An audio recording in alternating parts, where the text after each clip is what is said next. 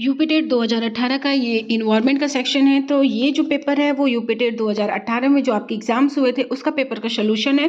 Full detail solution हम करेंगे, एक एक ऑप्शन के साथ पूरा डिस्कस करते हुए आगे चलेंगे।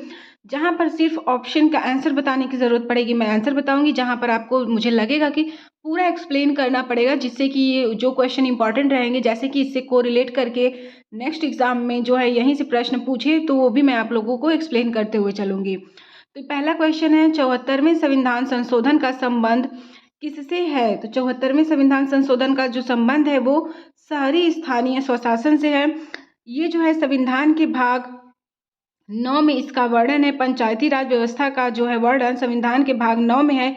इस अधिनियम के भाग 9 ए में शामिल किया गया है, जिसके अंतर्गत संविधान की नई 12वीं अनुसूची को सृजित किया गया। यह जो है 73वां संविधान संशोधन अधिनियम 1992 के तहत 74वें संविधान संशोधन के अंतर्गत इसको लागू किया गया। तो यह 74वें संविधान संशोधन अधिनियम का संबंध शहरी स्थानीय स्वशासन से है। नेक्स्ट क्वेश्चन है, किस गैस के वर्षा के पानी में घुलने से वर्षा का पानी अम्लीय हो जाता है? तो carbon dioxide, hydrogen peroxide, nitrogen monoxide. तो सल्फर डाइऑक्साइड जब पानी के साथ रिएक्शन करती है, जैसे पानी का सूत्र होता है H2O, और इसके साथ जब SO2 यानी कि सल्फर डाइऑक्साइड रिएक्शन करती है तो पानी अम्लीय हो जाता है, H2SO4 में कन्वर्ट हो जाता है। और उसके बाद अगर यहीं पर H2O के साथ NO2 जो है रिएक्शन करता है तो हमारा प्रोडक्ट NHON3 प्राप्त होता है। इस तरीके से पानी के अम्लीय होने का कारण है कि जब पानी में सल्फर डाइऑक्साइड घुल जाएगा तो पानी अम्लीय हो जाएगा। डी ऑप्शन यहाँ से बिल्कुल करेक्ट है। आगे है 124 नंबर क्वेश्चन, भारतीय संविधान में विधि का शासन का विचार कहाँ से लिया गया? विधि का शासन, तो ये जो है इंग्लैंड से विधि का शासन का विचार लिया गया था। कुछ और इम्पॉर्टेंट कंट्रीज को भी देख लेते हैं, जिससे कि हमारे संविधान पे जिसका प्रभाव जो है पड़ा हुआ है। जैसे कि अगर हम देखें इंग्लैंड से, तो विधि का शासन, इसी इंग्लैंड से एकल नागरिकता का भी प्रावधान लिया गया है। इसी इंग्लैंड से संसदीय विशेषाधिकार का भी प्रावधान जो है लिया गया है इंग्लैंड से। अगर नेक्स्ट देखें अमेरिका से, तो अमेरिका से लिया गया है मौलिक अधिकार अमेरिका से लिया गया है। संविधान की सर्वोच्चता यानी कि जो प्रस्तावना है कि वो सबसे सर्वोच्च होगी प्रस्तावना, वो भी अमेरिका से ही लिया गया है। नेक्स्ट है कि आयरलैंड से राज्य के नीति निर्देशक तत्व को लिया गया है। राज्य के जो नीति निर्देशक तत्व है उसको लिया गया है आयरलैंड के संविधान से। जापान के संविधान से विधि द्वारा स्थापित प्रक्रिया, यहाँ पर कंफ्यूजन होता है। विधि का शासन पूछे तो इंग्लैंड, विधि द्वारा स्थापित जो प्रक्रिया है वो जापान से लिया गया है। ये पॉइंट जो है इंपॉर्टेंट है। अगर यहाँ पर शासन दिया है तो मे बी नेक्स्ट एग्जाम में विधि का शासन की जगह विधि द्वारा स्थापित प्रक्रिया पूछ ले, तो हमारा जवाब होना चाहिए जापान। और उसके बाद जर्मनी से आपातकालीन उपबंध को लिया गया है। अगर देखिए मौलिक अधिकार की बात करें तो ये अमेरिका से ही लिया गया है। और उसके बाद मौलिक कर्तव्य जो है, मौलिक कर्तव्य यूएसएसआर कहीं ऑप्शन में रहे तो यूएसएसआर ही लगाएंगे, अगर ऑप्शन में रूस है तो रूस ही लगाएंगे। तो ये जो है मौलिक कर्तव्य रूस या फिर यूएसएसआर से लिया गया है।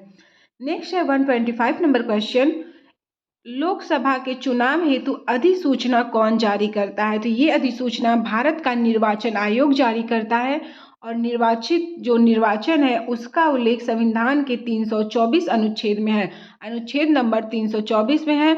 और यदि पूछे कि यह निर्वाचन आयोग का संबंध कहाँ से कहाँ तक के आर्टिकल में है, तो 324 से लेकर के 329 अनुच्छेद तक निर्वाचन आयोग का संबंध है। सिर्फ निर्वाचन की बात करें तो 324 नंबर आर्टिकल जो है वो भारत के निर्वाचन आयोग से संबंधित है। नेक्स्ट है 126 नंबर प्रश्न, 1984 की भोपाल गैस त्रासदी के रिसाव के कारण किस गैस के रिसाव के कारण हुई थी?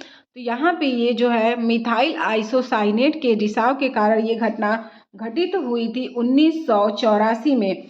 वर्ष 1984 को भोपाल गैस त्रासदी मिसाइल आइसोसाइनाइट गैस के कारण के रिसाव से हुई थी। इसे भोपाल स्थित यूनियन कार्बाइड, अगर मान लीजिए नेक्स्ट एग्जाम में पूछ ले कि कौन सी कंपनी थी, तो उसका नाम है union carbide company, union carbide company के द्वारा ही ये गैस का रिसाव हुआ था।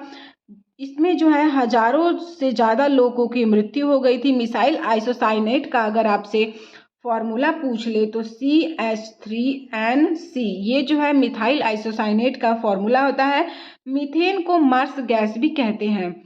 नेक्स्ट क्वेश्चन ये भी पूछता है कि मार्स गैस किसे कहते हैं, तो मीथेन को ही मार्स गैस कहा जाता है। इसका जो सूत्र है, मीथेन का सूत्र अगर पूछे तो उसको बोलेंगे CH4। मीथेन का सूत्र CH4 है। मीथेन को मार्स गैस भी कहते हैं। मिथाइल आइसोसाइनेट का सूत्र CH3NC है। और ये जो घटना है भोपाल में घटित हुई थी। यूनियन कार्बाइड नामक कंपनी थी। 1984 में ये घटना घटित हुई थी और गैस का रिसाव का नाम है मिथाइल आइसोसाइनेट। नेक्स्ट क्वेश्चन है 127। विश्व पर्यावरण दिवस कब मनाया जाता है, तो 5 जून को विश्व पर्यावरण दिवस को मनाया जाता है। प्रतिवर्ष इसको मनाया जाता है। यह पर्यावरण की सुरक्षा और संरक्षण हेतु संपूर्ण विश्व में मनाया जाता है विश्व पर्यावरण दिवस को। पर्यावरण की इस जो विश्व पर्यावरण दिवस है, इसकी स्थापना 1972 में इसकी स्थापना होती है। यूनेस्को के द्वारा इसकी स्थापना की जाती है। और इसकी स्थापना जब हुई थी उस समय स्टॉकहोम सम्मेलन हुआ था। स्टॉकहोम में एक सम्मेलन हुआ था, वहीं पर इसकी स्थापना की गई थी पर्यावरण सम्मेलन के दौरान ही। विश्व पर्यावरण दिवस 2021 की थीम जो है वो पारिस्थितिकीय तंत्र की बहाली है। आपसे पूछ सकता है कि 2022 की थीम क्या थी, 2023 की थीम क्या थी। फिलहाल ये 2021 का है, तो उस समय इसकी थीम थी पारिस्थितिकीय तंत्र की बहाली। आपसे 2021 और 2022 और 2023 की भी थीम पूछ सकती है, क्योंकि सभी को पता है कि विश्व पर्यावरण दिवस 5 जून को मनाया जाता है, लेकिन लोग जो है इसके थीम पर फोकस नहीं करते हैं। 16 दिसंबर को मनाया जाता है विश्व ओजोन दिवस। 16 दिसंबर को मनाया जाता है। 2 दिसंबर और 11 जुलाई को विश्व जनसंख्या दिवस मनाया जाता है। MS स्वामीनाथन एक क्या थे, ये जो है एक कृषि वैज्ञानिक थे MS स्वामीनाथन। और अगर पूछे कि दूध यानी कि श्वेत उत्पादन के जनक कौन थे, तो वर्गीज कुरियन को जो है श्वेत क्रांति के जनक के रूप में जाना जाता है, जबकि हरित क्रांति के रूप के जनक जो है MS स्वामीनाथन को माना जाता है। 129 नंबर प्रश्न है, wild life institute of India WII कहाँ पर स्थित है, तो ये जो है देहरादून में स्थित है। ये जो है देहरादून में स्थित है। भारतीय वन्य जीव संस्थान जो है देहरादून में स्थित है। इसकी स्थापना अगर पूछे तो 1982 में इसकी स्थापना होती है। Wild life institute of India की स्थापना 1982 में होती है। यह एक अंतर्राष्ट्रीय ख्याति प्राप्त संस्थान है, मतलब यह एक इंटरनेशनल संस्थान है। यह संस्थान उत्तराखंड के, यहाँ पर देहरादून अगर ऑप्शन में है तो देहरादून कभी कभी पूछ देता है कि किस राज्य में है, तो उत्तराखंड के राज्य में यह स्थित है। अगर देखा जाए कि यह संस्थान प्रशिक्षण और पाठ्यक्रम और अकादमिक कार्यक्रमों के अतिरिक्त वन्य जीव अनुसंधान और प्रबंधन हेतु सलाह प्रदान करता है। इतनी पॉइंट्स थी wild life institute of India से। नेक्स्ट क्वेश्चन है 130। प्रकाश संश्लेषण के दौरान हरे पौधे किसे सोख लेते हैं, तो कार्बन डाइऑक्साइड को सोख लेते हैं और ऑक्सीजन को रिमूव करते हैं। ऑक्सीजन को छोड़ते हैं और कार्बन डाइऑक्साइड को अवशोषित कर लेते हैं। 131 क्वेश्चन है, अपशिष्ट उत्पादकों को खाने वाले जीवों को क्या कहा जाता है, तो इसको शाकभक्षी, मांसभक्षी, रसायन भक्षी या फिर मृतक भक्षी। तो इसको जो है मृतक भक्षी के नाम से जाना जाता है। या तो मृतक भक्षी बोले या तो फिर इसको अपघटक के नाम से भी जाना जाता है, डिकम्पोजर के नाम से भी जानते हैं। नेक्स्ट है 132 नंबर प्रश्न, तप्त भौमजल से किस प्रकार की ऊर्जा प्राप्त होती है, तो ये जो है भूतापीय ऊर्जा प्राप्त होती है।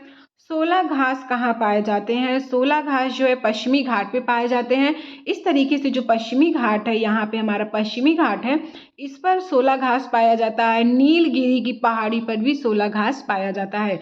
अगर आपसे पूछे कि नीलगिरी पहाड़ी पर कौन से घास पाए जाते हैं, तो भी हमारा जवाब होगा 16 घास ही पाए जाते हैं। 134 नंबर क्वेश्चन है, भारत में पेलिकन पक्षी कहाँ पर प्रजनन करते हैं, तो ऑप्शन है कोक्कारे वेलूर, नेलापट्टू, कुंथनकुलम। तो ये सभी जो है यहाँ सभी पर भारत में जो है पेलिकन पक्षी प्रजनन करते हैं। 135 नंबर क्वेश्चन है, मिनी माता रोग ऐसी मछली खाने से होता है जिसमें सबसे अधिक मात्रा में पारा पाया जाता है। पारा जो है सबसे अधिक मात्रा में जहाँ पाया जाता है, अगर वो मछली हम लोग खाएं तो हमें मिनी माता रोग होने की संभावना बन जाती है। आर्सेनिक का सबसे अधिक प्रदूषित अगर पूछे तो पश्चिम बंगाल जो है वो आर्सेनिक से सबसे अधिक प्रदूषित है। 136 नंबर प्रश्न है, ओजोन परत का अधिकतम ह्रास किस ध्रुव पर हुआ है? तो ओजोन परत का अधिकतम ह्रास जो है दक्षिणी ध्रुव पर हुआ है। ओजोन परत की क्षय का मुख्य कारण अगर पूछे तो इसके मुख्य कारण है CFC। CFC जो है इसका मुख्य कारण है ओजोन परत में क्षय होने का। इसको जो CFC है उसको क्लोरोफ्लोरोकार्बन के नाम से भी जाना जाता है। ओजोन का सूत्र पूछे तो इसके सूत्र है O3। इसका सूत्र है। ओजोन दिवस कब मनाया जाता है? तो 16 सितंबर को ओजोन दिवस मनाया जाता है। नेक्स्ट क्वेश्चन है, इनमें से कौन भारत के मुख्य न्यायाधीश थे? तो हीरालाल जेकानिया ये जो है भारत के सबसे पहले मुख्य न्यायाधीश थे। 138 नंबर प्रश्न है, रेड डाटा बुक किससे संबंधित है? नदियों में प्रदूषण, वायु प्रदूषण, घटता भूगर्भ या फिर विलुप्तता के करीब जीवों से? तो रेड डाटा बुक में जो है विलुप्तता के करीब जीवों का वर्णन किया जाता है रेड डाटा बुक में। रेड डाटा बुक को IUCN जारी करता है। यहाँ से ये भी प्रश्न रीट एग्जाम में पूछा था कि रेड डाटा बुक को कौन जारी करता है? तो IUCN जो है इसको जारी करता है और इसका मुख्यालय जो है स्विट्जरलैंड में इसका मुख्यालय है। IUCN का मुख्यालय स्विट्जरलैंड में है जो कि रेड डाटा बुक को जारी करता है। नेक्स्ट क्वेश्चन है 139, इनमें से कौन वर्तमान राष्ट्रीय महिला आयोग की अध्यक्ष है? ये जो प्रश्न 2018 में पूछा था तो उस समय रेखा शर्मा थी। रेखा शर्मा अभी भी राष्ट्रीय महिला आयोग की अध्यक्ष है। लोकसभा और राज्यसभा की संयुक्त बैठक किसके द्वारा आहूत की जाती है? जब पूछे कि आहूत किसके द्वारा की जाती है तो राष्ट्रपति के द्वारा, लेकिन दोनों यानी कि लोकसभा और राज्यसभा की संयुक्त बैठक की अध्यक्षता की बात करें तो लोकसभा अध्यक्ष इसकी अध्यक्षता करते हैं, जबकि लोकसभा और राज्यसभा की बैठक को आहूत करते हैं राष्ट्रपति। तो बी ऑप्शन बिल्कुल करेक्ट है। 141 नंबर प्रश्न है कि किस वर्ण की उपस्थिति के कारण पौधे हरे होते हैं? तो यहाँ पर जो क्लोरोफिल है इसके वजह से पौधे हरे होते हैं। 142, मानवीय गतिविधियां जो पृथ्वी पर जलवायु परिवर्तन के लिए जिम्मेदार हैं वो क्या है? वनों का जलना भी है, एरोसोल कैन का उपयोग भी है, कृषि क्रियाकलाप भी है। तो ये सभी जो फोर्थ ऑप्शन है वो बिल्कुल करेक्ट है। 143 नंबर प्रश्न है, यूफॉर्बिक फैमिली की कौन सी फसल बायोडीजल उत्पन्न करने के लिए जानी जाती है? तो जैट्रोफा जो है बायोडीजल को उत्पन्न करने के लिए जानी जाती है। 144 नंबर प्रश्न है, जड़ी बूटियों